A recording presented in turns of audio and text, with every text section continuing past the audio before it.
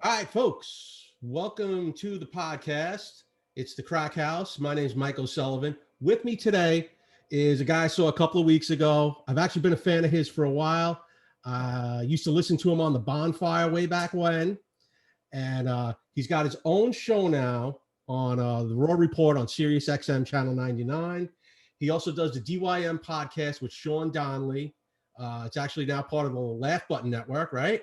Correct. Congratulations. Thank you, sir. And he's also in a documentary, which I want to talk about because I remember it when I was a kid. It's called The World's Most Dangerous Amusement Park, which is about Action Park out in Jersey in the 80s. It was crazy. Welcome to the show, Andy Fiori. What's up, man? How are you? Thank you. I appreciate it, Mikey. You're far too kind. Thanks for having me on, man. I'm excited to be here. Let's get into it. World's Most Dangerous. I remember I never got to go to Action Park. My parents would not let me go. Really? They said it was because every How'd year they know?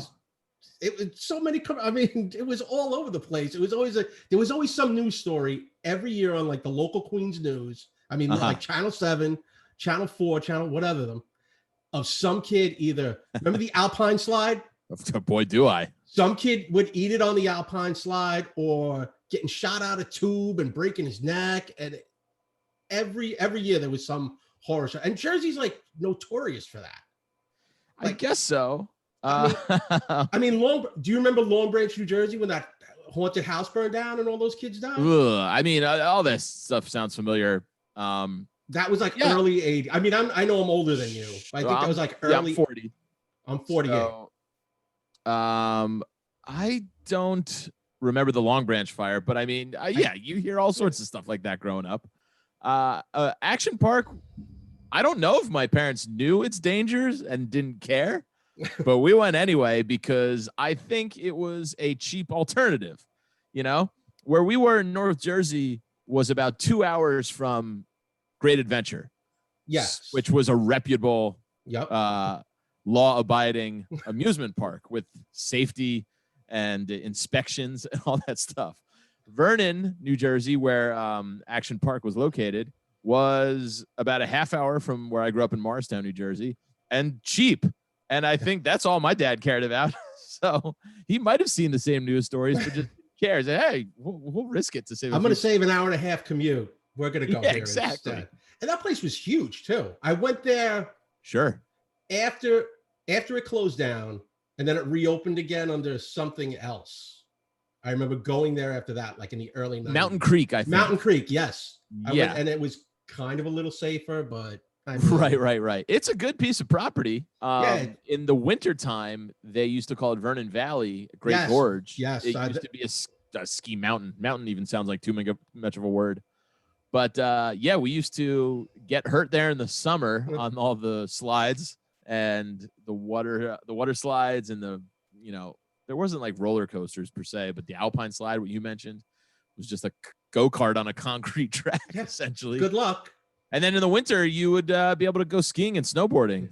And it was super fun, man. I spent so many hours there throughout my childhood. And even in high school, I had a ski club that we went there to ski in the winter. That guy I used to work with lived up in northern New York there, up in like Orange County. So he wasn't far from there. And he would get a season pass. Sure. I think for the kids and everything. Same here. But the Alpines, I always bring up the Alpine slide because I remember when it was Mountain Creek, they still had it open. They had pictures up of what happens if you fall out of the Alpine slide. The guy was head to toe road rash. He was just completely red. It was disgusting. They're like, please don't do this. Right. Don't put your hands out.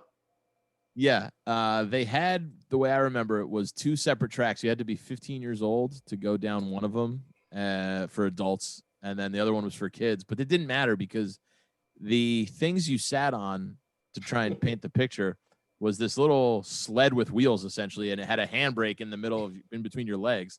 And the handbrakes never worked. Yeah. So there was no controlling your speed whatsoever. And I remember both tracks being pretty steep. And if you took you really had to, lean into the curves. Work your body weight. Yeah. Or you were taking a header off and it was concrete. It was really hard. I think some person died of a head injury from a fall off the Alpine slide. Well, like you said earlier, I'm sure millions of rug burns and asphalt burns. It really was not a safe place. I can't stress that to your listeners enough. And nobody seemed to care. It was just like teenagers would be the lifeguards / ride attendants, and alcohol was served on the whole premises, and I don't think really cared about checking IDs, because I was there when I was about 16 for the last time, and remember buying a beer on a dare from my friend Steve, just being like, they'll never let me buy it. He was like, look where we are. Of course they will. It's Thunderdome. They sold me a beer. There's no rules. It's Thunderdome. Yeah, exactly. So now, how did you get involved with the documentary about it? Was it a friend of yours making it, or he's a friend now. I randomly, actually, I was at a house party. Remember, we could go to those in about 2013 or 14. I don't remember what it was. My friend Chris, who I grew up with since childhood, was having a party in his apartment in New York City, and somebody was talking about New Jersey, and Action Park came up, and it turned out to be Seth Porges, who was the director of the documentary.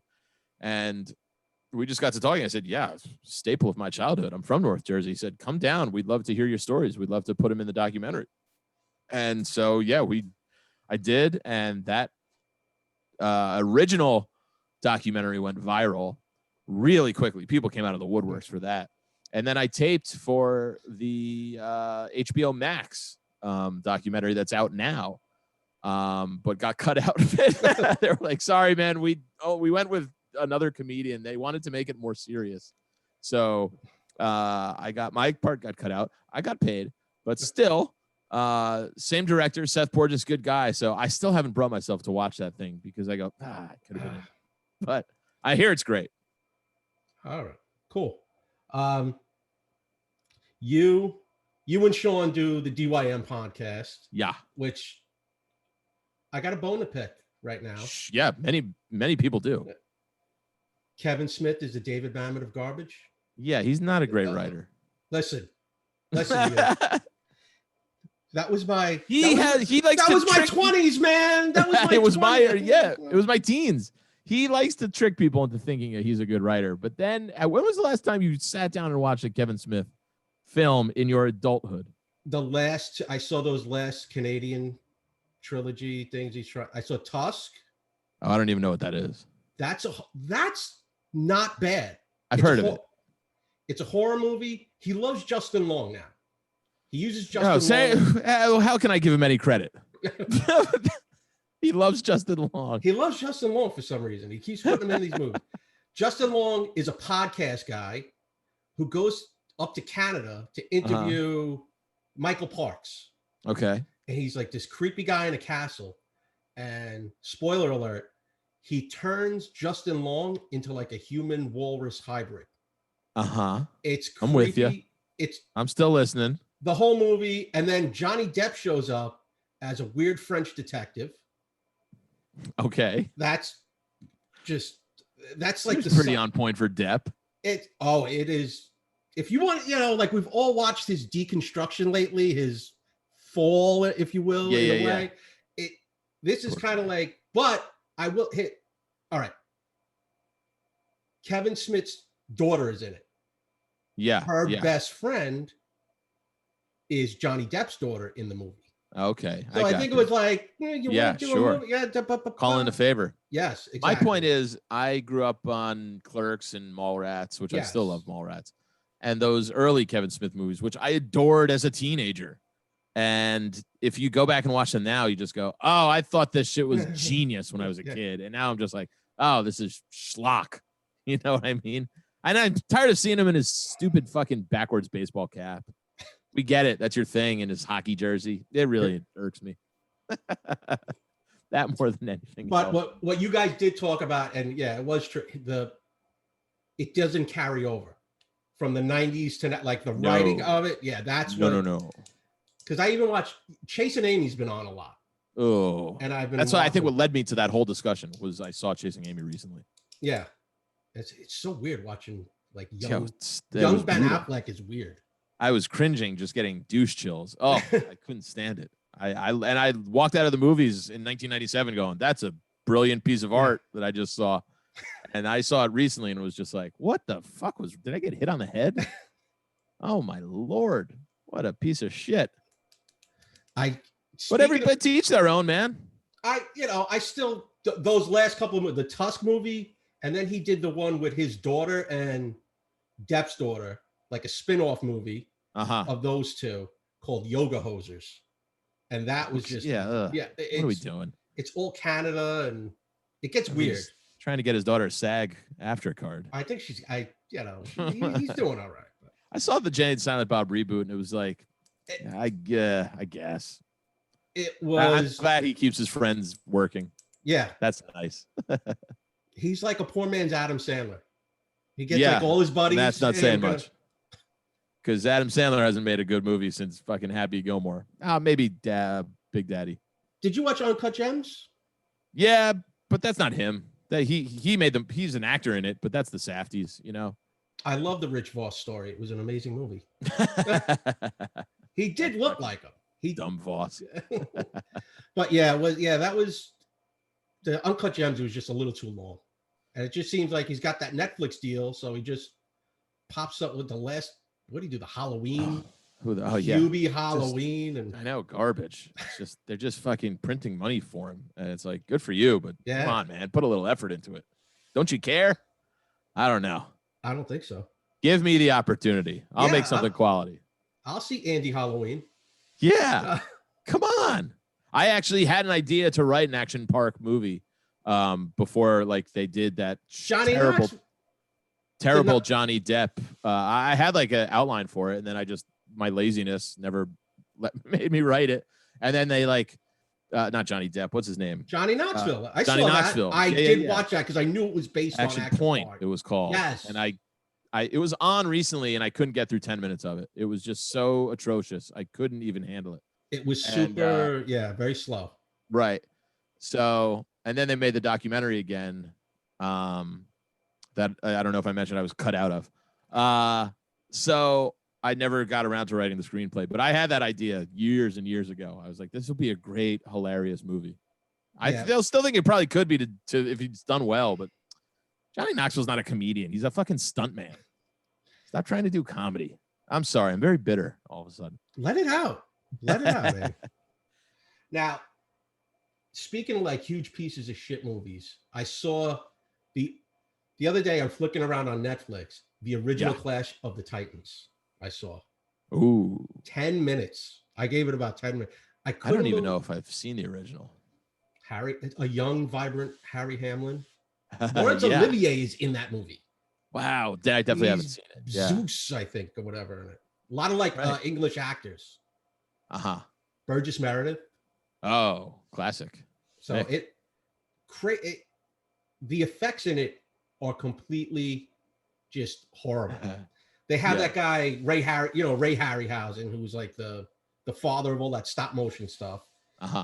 But the green screen, when like the tidal waves are coming in and right. It looks and then the movie's only 1982, maybe. It's horrific. Yeah, it's horrible. Weird. It's like remember those old like Jason and the Argonaut kind of movies? Absolutely. That's exactly what this one is. It's like a 1980s version.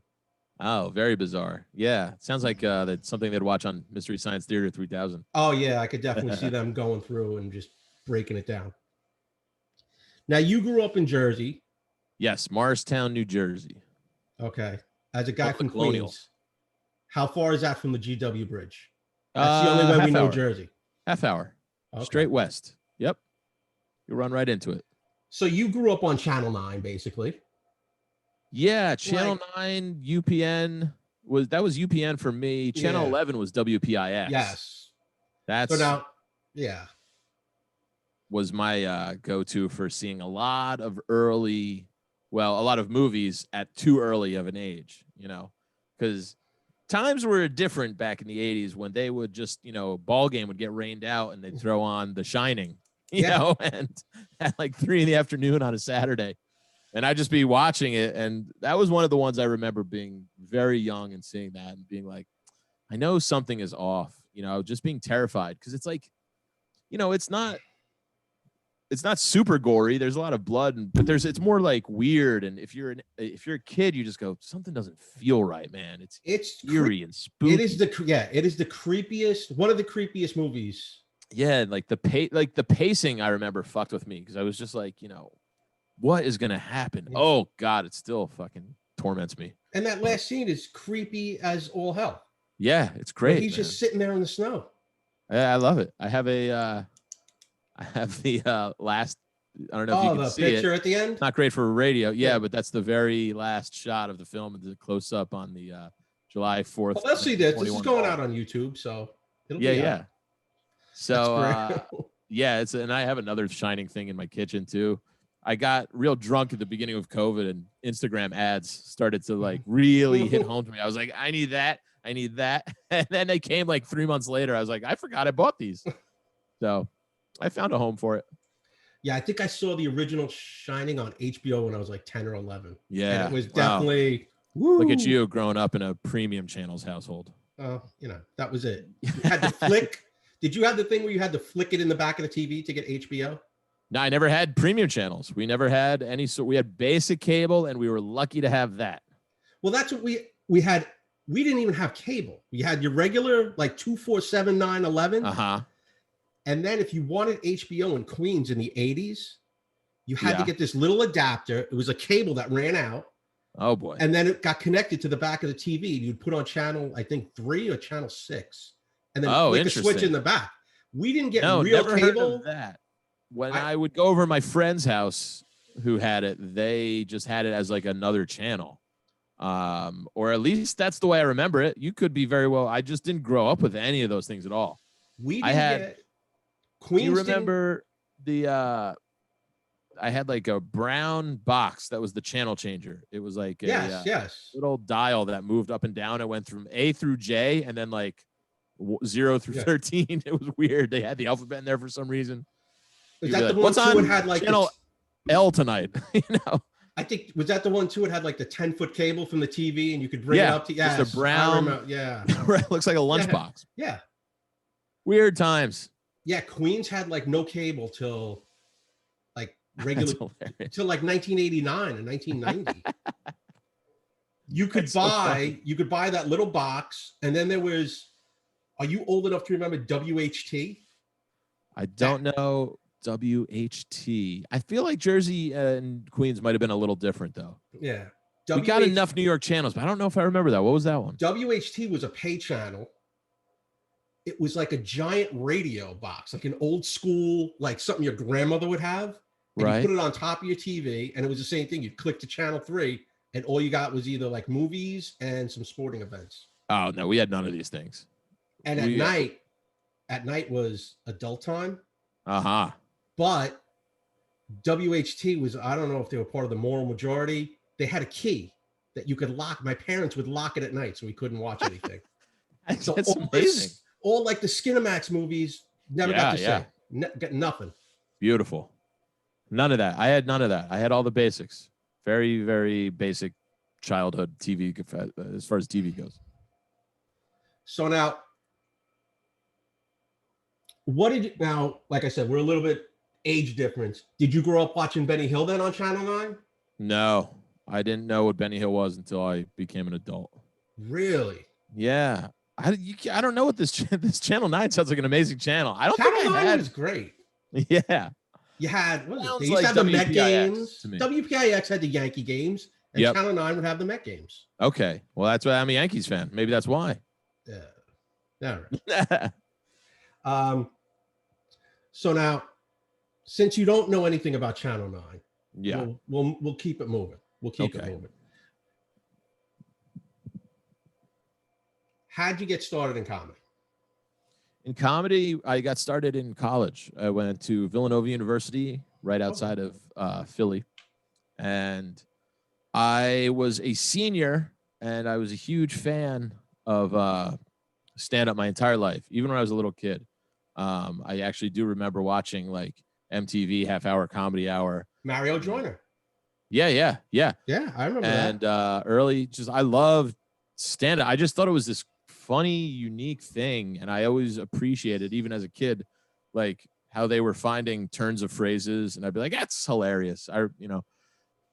And it wasn't until my senior year of college when I went to a stand-up show with my girlfriend at the time, whose uncle was a guy named John Kensel, who's still a comedian in Philadelphia. Very funny guy. And so after the show, we obviously hung out with him and his friends who were also comics on the show. And I was being a fucking naive 20-year-old. And I was just like, I went to one of them who was being super cool with me. I was like, man, I've always wanted to try stand-up comedy. I loved it. Cause I, at the time, wanted to kind of I wanted to be like a Simpsons writer. That was like the dream for me.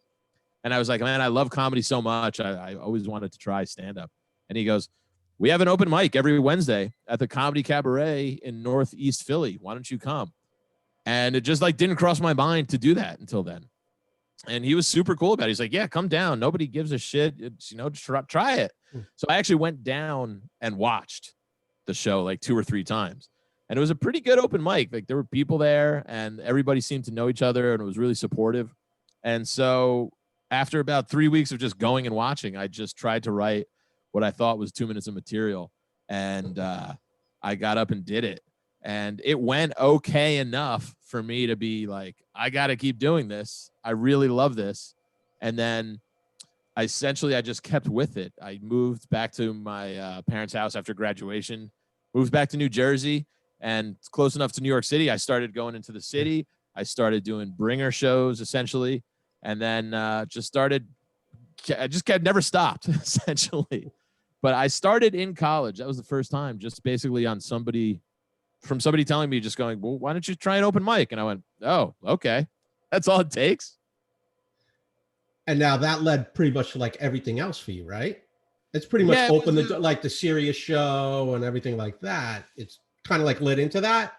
Like, how do you over time? Sure. Yeah. Stand up, did bring me to radio, and there was actually a point in 2006 when I stopped doing stand up for like 3 years. Really, it wasn't until about 2009 where I got back at I got back into it again, just because it wasn't going anywhere.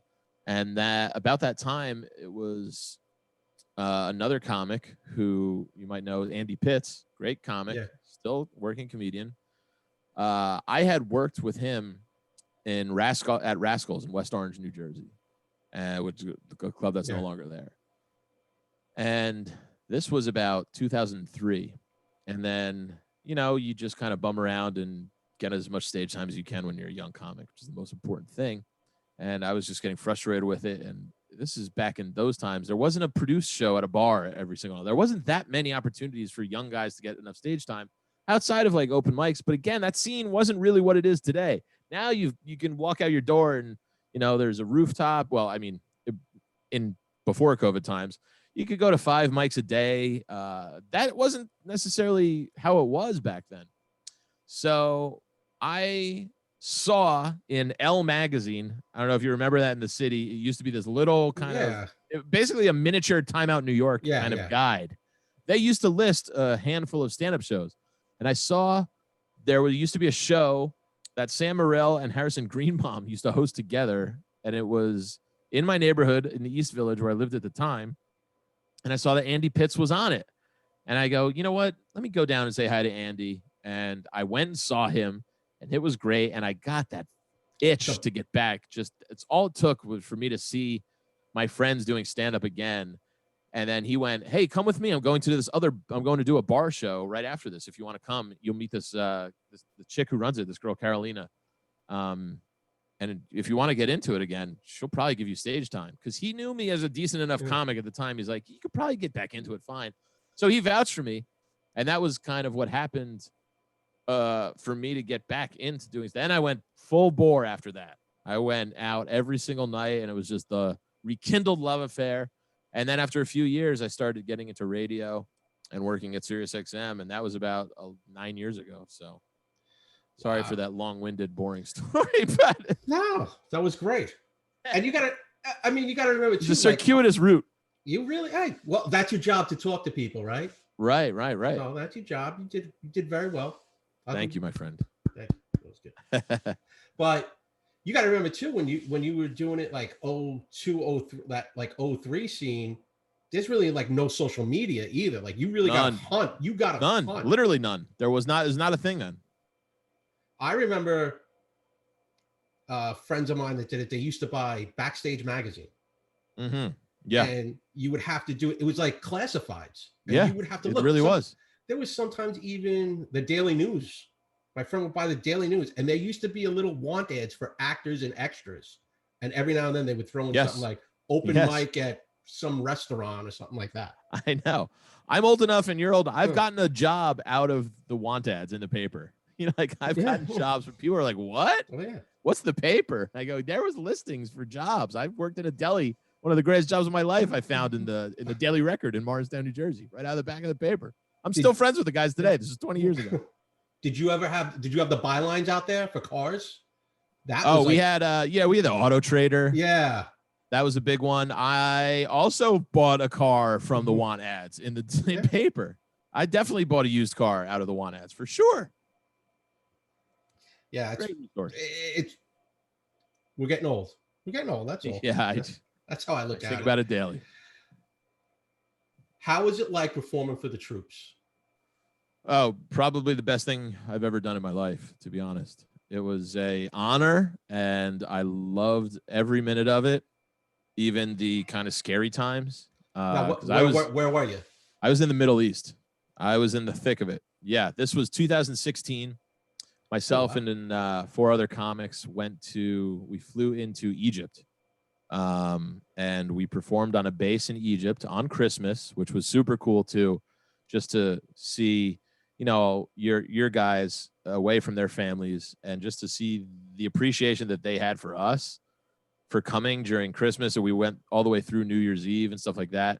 Especially like that time of year is when, these guys are thousands of miles away from their families and they're fighting for us. And they were so respectful and appreciative and just generous. It really brings a tear to my eye to think about how great all those men and women were. And the shows were killer. They're so receptive to comedy because it's this link to home in America and the United States. And again, during that time of year, it was just something I'll never forget. And my father was a World War II veteran, and he was so proud that I was going over and doing that. So that really meant a lot to me. And it was crazy. It's everything you think it's going to be and more. It's in the back of your mind at all times. You're going, what if shit goes down? And they do a great job of reassuring you. They go, hey, we're going to be honest. If something does happen, unlikely that it will, but if something does happen, here's what we do. We got you. You're our first priority. They make you feel safe. And it's just, it was a great experience. I would love to do it again. But we went to Turkey, Istanbul, and Diyarbakir, and Incirlik. And then we also were in Jordan. So we were in those 3 countries, and it was just a crazy experience and one that I'll never forget. It was really one of the best things and one of the things I'm most proud of. Now, with your act over there in those countries, do you get censored at all? We did. The only censoring they tell you to do is just go, please don't get political. That's all they tell you. I go, fine. I have maybe one political joke in my entire act. And that was 4 years ago. I go, I'm not a political comic at all.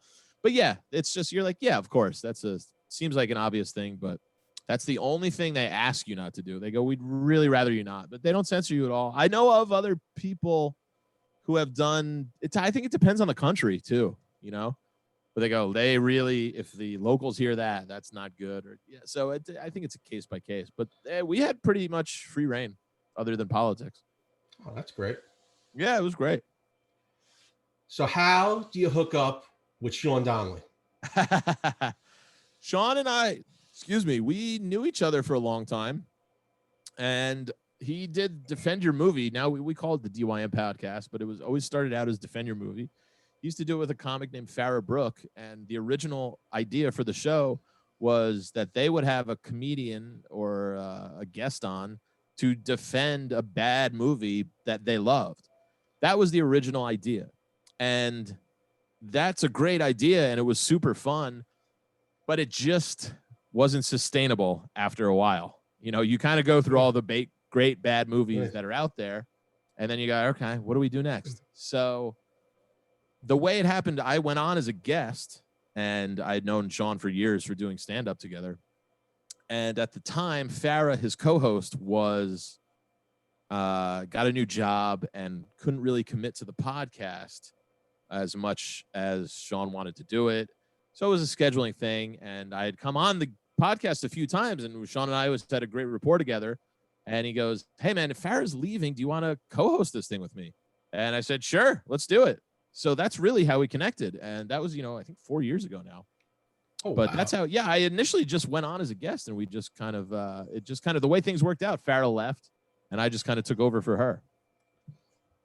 Yeah, because your podcast, DYM, for my listeners, it's one of the best podcasts. If you're a movie person, thank you, Mike. I love it. You'll either love our opinions or hate our opinions. We're not movie critics or movie experts in any way. We're just two comedians who love movies.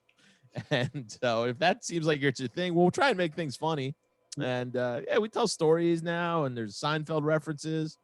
And we always have the meat and potatoes of a movie about what we watched or what we're watching or what we're excited for. So we try and always make movies the central part of it, because we did kind of have to abandon the movie matchup format just because it got too tough to think of matchups, and we've done everything. Yeah. So because that's what when I started listening, I'm like, defend your movie. I'm reading what it's about, and then I've watched like the last 5 or 6 episodes, and I'm like, these guys aren't defending anything. It's that's why we kind of took defend out of the title, because there was nothing left. And I will say this: go watch Michael Clayton. Yes, that hooked me. Oh, good. With the show, when you started talking about that, I was like, it's such an underrated movie.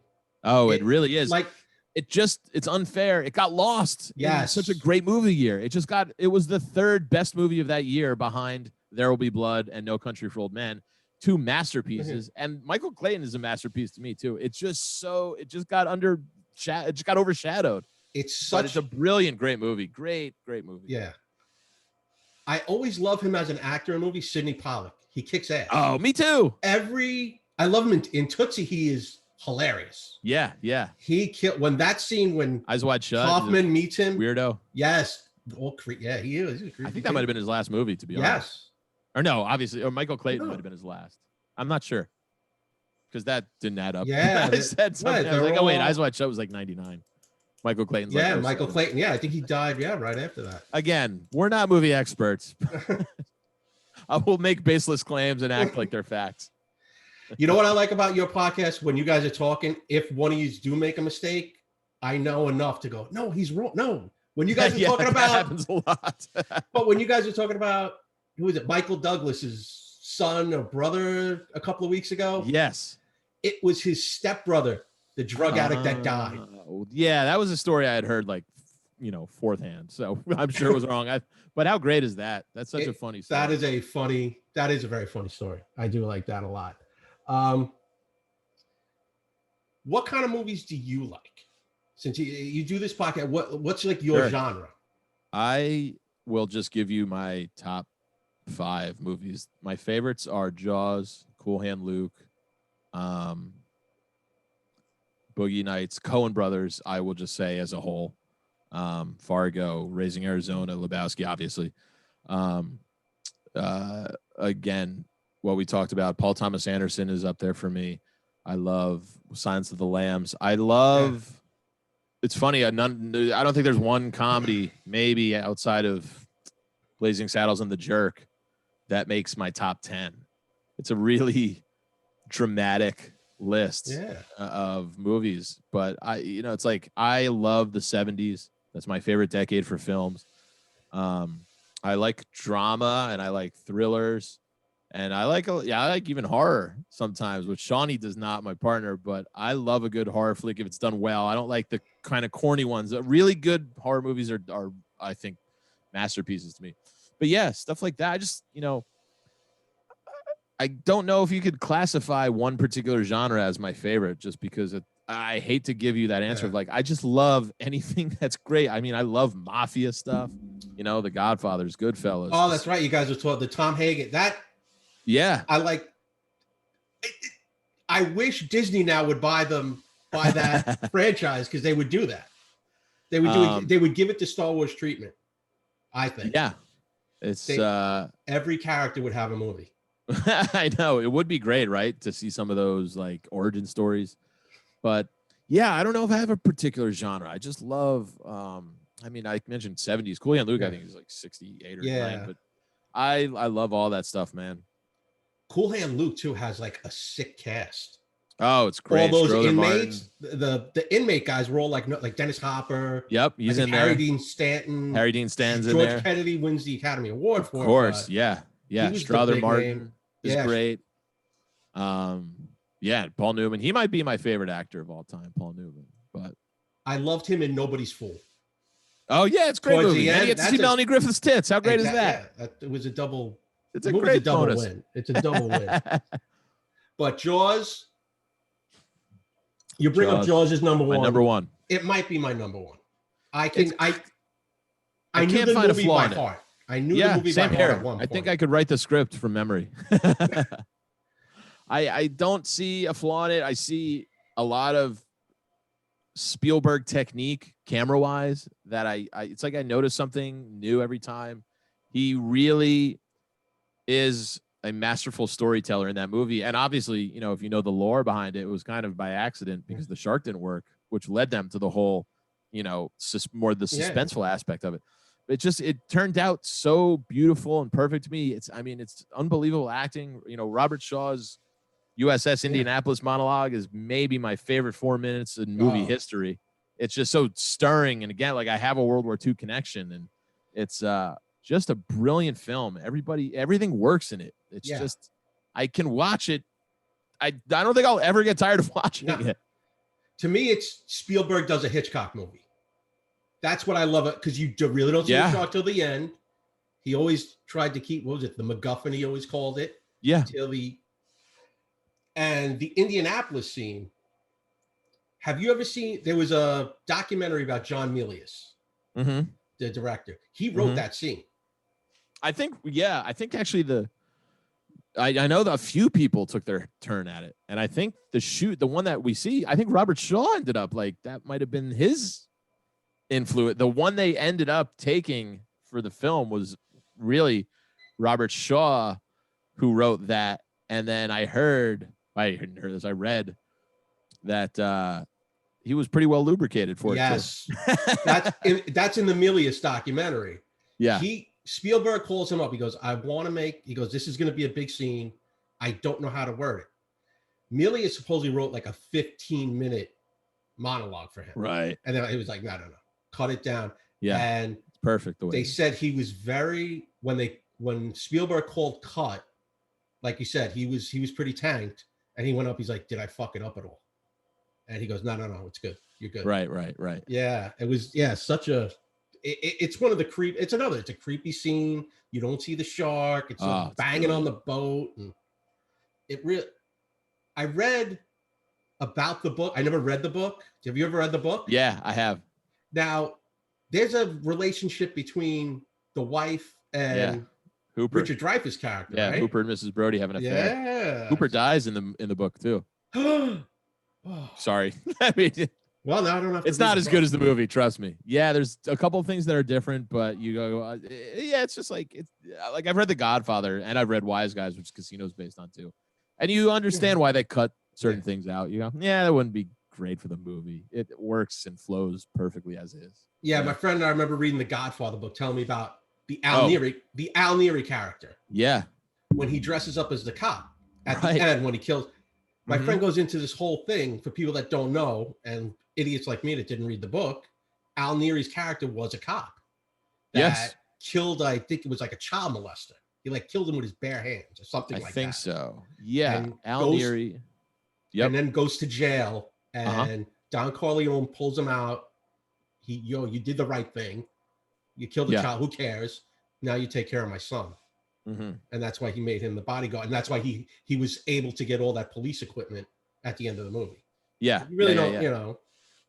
Yeah, the book is Godfather's a great read because it's super detailed and has a lot more character depth. Jaws is just kind of fun. You just go, I know all these things if you want to see some extra stuff. But yeah, Godfather's a great great book. See, I really hate reading a book, but I don't, you know, but no, when the movie comes out, I remember reading Misery, the Stephen King book. The book is insane. Like what she does to him in the book is not. I mean, she breaks the ankles in the movie. Right. In the book, spoiler alert, she chops off his leg. Wow. He just goes from like the knee down. Damn. By the end of it, I think she chops off a couple of fingers off him because she just keeps reading his rewrites. Right. And she's like, I don't like this. Right. This is garbage. Fix it. And he's just like, I gotta get out of here. Oh, She kills the cop in the movie, I think, with like a gun. Yep. Yeah. In the book, I think she hits him in the head with a shovel and then runs over his head on a riding lawnmower. Good God, man. I would see that, you know, like I would have. Yeah, there's a few noteworthy, speaking of Stephen King, The Shining's a lot different. Yeah. What else? American Psycho, that brought to mind. That book I read in high school is sick, dude. There's a ton of shit they left out of the movie for good reason. It would have been rated XXX if they had kept some of this stuff in, like super graphic, super like sex torture-y stuff that Patrick Bateman got into, like demented shit where you're like, oh my goodness gracious Eloise, that is some fucking. There's a reason they left all that stuff out, but there's a few books that I love that are like that where you're like, yeah, I can see why that didn't make the movie. Like the last, and because I'm a dope comic books, but like The Watchmen was almost, the movie was almost like spot on. Gotcha. If you watch, except for the end, I don't think it's a nuclear blast. It's like a giant alien. Yeah. I love the TV show. I didn't love the movie when it came out like 10 years ago. Yeah. But I'm really enjoying the HBO series. Yeah, my wife got into it and she's really enjoying it. I watched maybe like 2 episodes. I thought it was going to be the comic book, and when it veers off like that, I guess. Yeah. I don't know. But what's new on the horizon for you? Well, with COVID comedy, what what do you? Oh, buddy. Well, I can tell you, me and my podcast partner Sean Donnelly, we're actually going to be doing a double headliner show on New Year's Eve at Soul Joel's Comedy Club in Royersford, PA. Oh wow! So that'll be a fun time to end this fucking god awful year and put it behind us. And we'll please you come out and get drunk with us. We're going to be staying over that night. It'll be super fun, but Mikey, it's hard to have anything on the calendar because of the uncertainty of the world we live in. I'm just hoping for a goddamn vaccine to come sooner than later, get it to everybody who needs it, and then just, I'm going to jump in the deep end of it. I want it. Take a bath in it. 5 different ways. Yeah. Just so I can go out and start hugging and kissing and fucking performing again. I miss it so much. And now the winter's here. So indoor dining and the surges, it's ending everything, and it's too cold to do these rooftop shows and outdoor shows. Excuse me, COVID.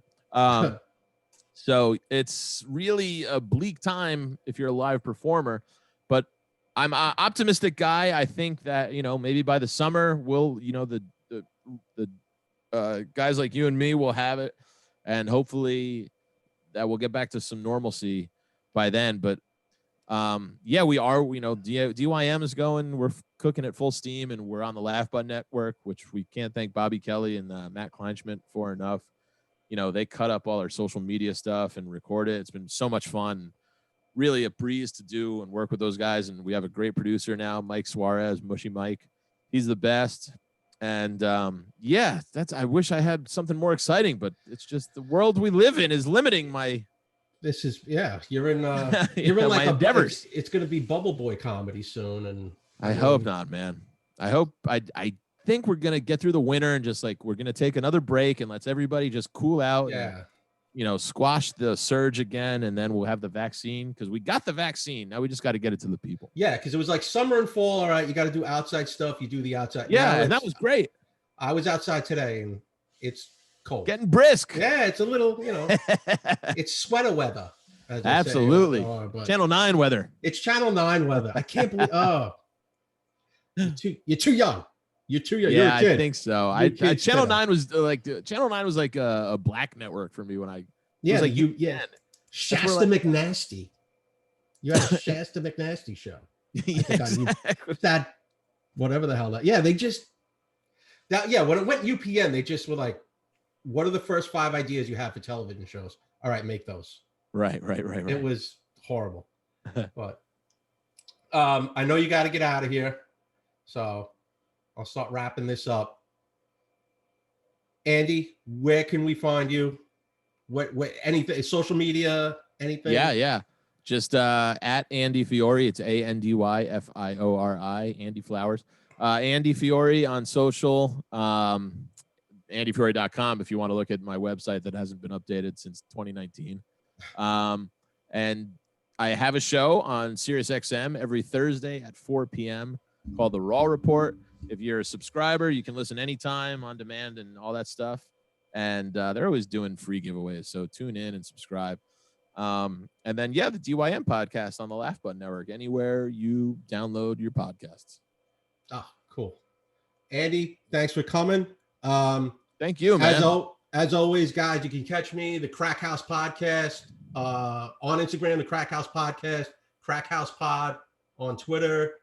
And if you want to drop me a line, crackhousepodcast@gmail. If you see Andy performing anywhere, go see him. He's very funny. I've seen him. And you live in Astoria, right? You're one of these Astoria. Mm-hmm. All these I grew up in Astoria, and as I moved out, all the comedians moved in. It's very comedian rich. Yeah, it's crazy. Andy, thanks again. Thanks, Mike. I had a great time, man. All right, we'll see you crackheads next week, and Crackhead Nitwit Nation. There will be a throwdown. You better watch yourself. Sure. Right. Yeah, great. Take care, everybody. Later, buddy.